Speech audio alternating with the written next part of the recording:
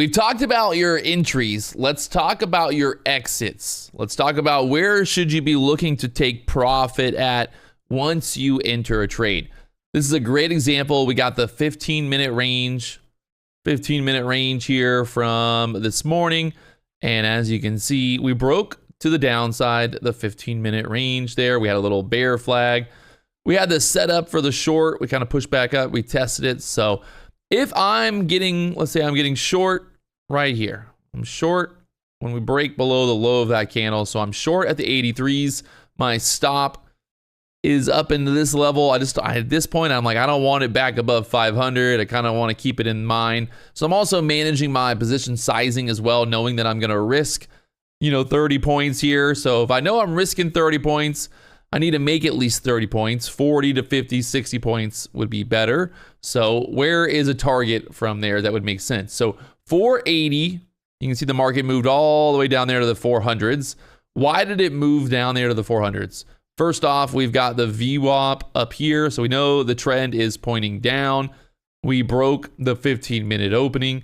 So I'm looking for basically right off the bat, I know that I pretty much want to try to take some profit down here in the 420s, from the 480s to the 420s. That's 60 points. So that gives me my 2-to-1 risk to reward on this trade, so I can take some profit into this sell-off.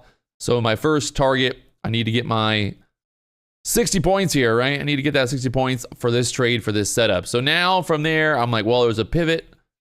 The pivot point's down there. That's a pretty good target, right? And if I also just zoom out, all I need to do here to really figure out where the market could possibly go is I go and I look at a bigger time frame. So I'm zooming out here. I see that there's a pivot point there at the 400s. I see there's a low of all these candles here. So I'm like, there's a low of those candles. We're breaking the downside. This is the move we're looking for. And you can see all you're pretty much doing is looking to the left. Whenever you enter a trade, you should have already looked to the left. But while you're trading, you're looking at where the market has bounced at before.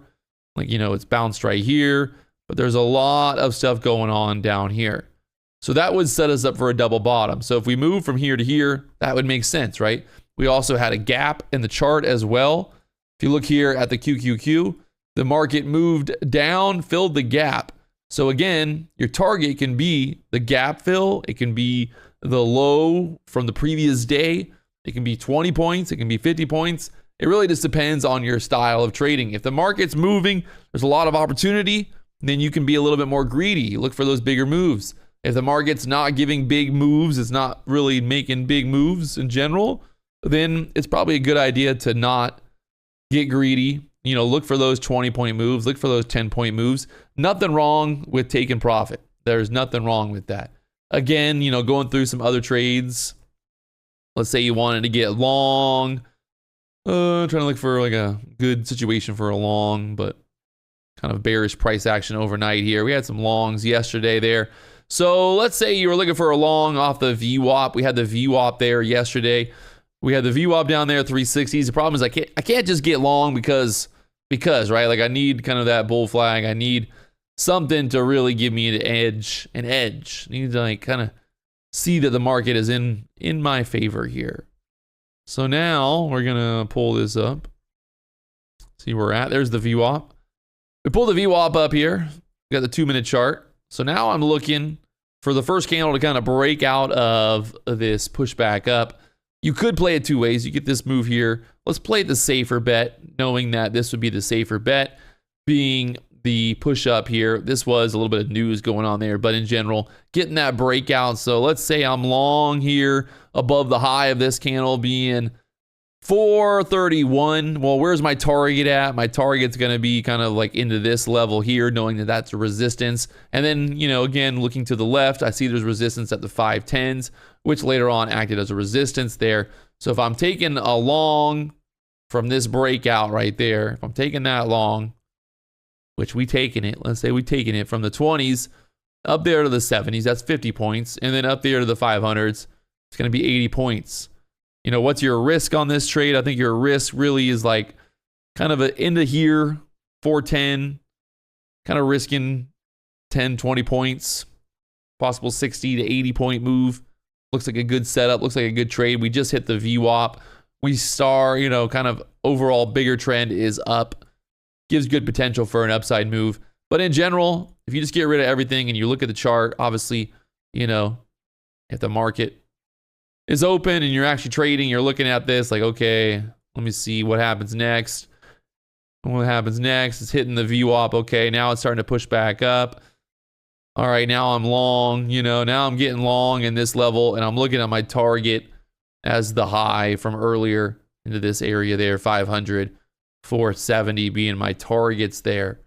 All right, those are my targets if this trade works out, which it ends up working out. You can see the pullback right there and then the breakout to the upside. But again, getting confirmation that the bigger time frames on that day are pointing up. We're holding the VWAP, support, resistance, looking at those levels. My levels for targets are always just kind of previous areas of resistance.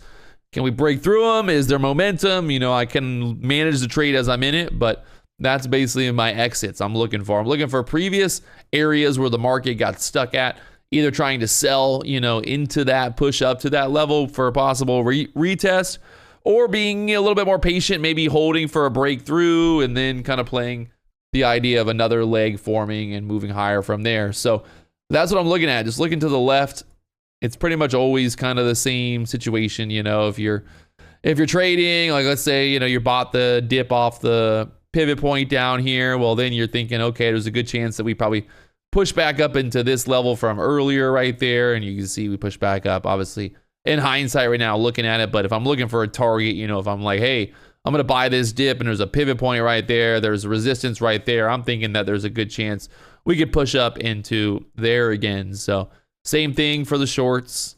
If I'm getting short right here, I'm looking for that low of day again to get tested. So it's just basically always just looking to the left to see where your target's at and then placing your target based on that and having a trade plan and having it all ready to go. So, if I'm looking to get short right here, it's difficult. Market was crazy. This is like earnings stuff coming out. But, in general, we're kind of weighing the options. We're looking at how the market's moving. Is it moving really quickly? Is it slowed? Is there a setup? Is there not a setup? We want to be consistent in taking, the same type of setups over and over and over for those bear flags, those bull flags, and those breakouts and momentum. We're trading momentum. We're looking to be with the market, not against the market. We're not trying to pick where the bottom is. We're not trying to pick where the top is. We're using the pivot points. We got it all lined up. And again, same thing with your profit taking.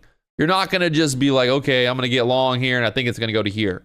You're going to be like, well, there's a good chance we're going to test this and then kind of move up as it goes. And we want to kind of take some profit. Nothing wrong with taking 20, 30 points along the way and then just kind of scaling, kind of trailing it, scaling it, however you want to do it, just kind of moving your target up as we go. So trying to identify your first target and then trying to move and manage the trade based on that action. And obviously the market moving to that level. So place your trade. We found your entries. You have an idea where to take profit at.